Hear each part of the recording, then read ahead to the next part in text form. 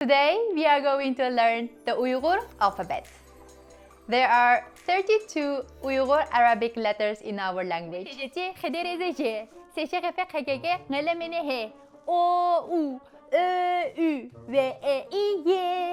Whoa, whoa, whoa! Take it easy.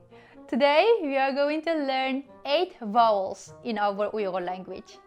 Really?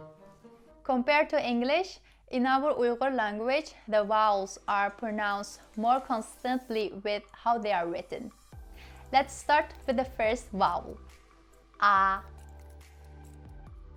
A as in arm. A as in art. Next one.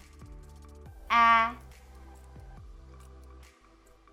A as in man. Next one. A.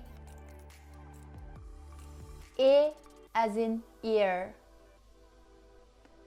Next one. E. E as in meat. E as in eat. Next one. O. O as in autumn. Next one. U. U as in poo.